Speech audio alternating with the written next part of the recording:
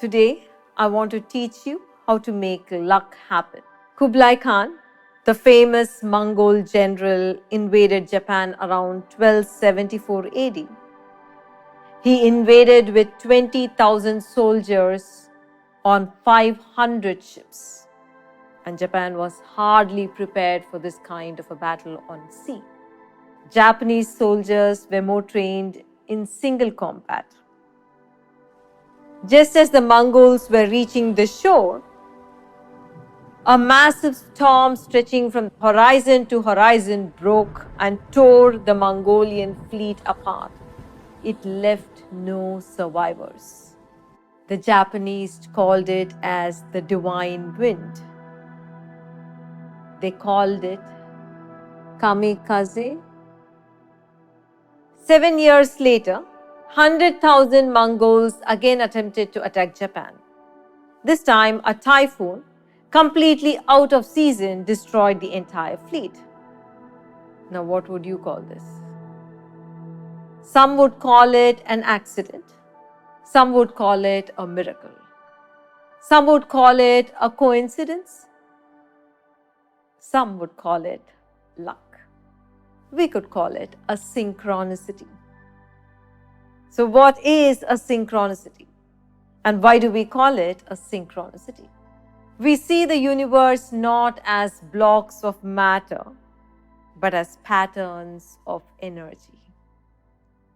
When we speak of synchronicities, we see that these are meaningful, harmonious occurrences that somehow are either aligned towards our heart's intention or aligned towards the greater well-being of life.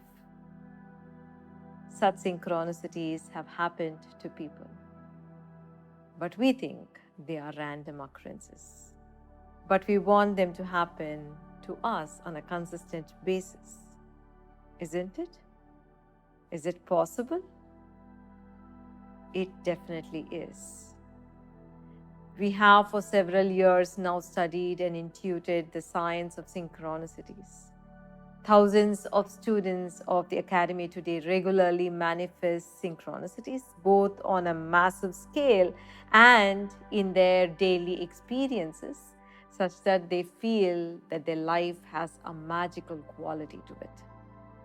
They get in touch with the right people they were looking for and land in the right dream opportunities. They come upon the right information they were looking for, and with that information create a difference to others. They receive the right messages from the universe at the right time when they're actually questing for an answer. This takes away their inner struggle and leads them to peace. But for these things to happen, two things must happen in your consciousness. The first one is you need to experience a beautiful inner state.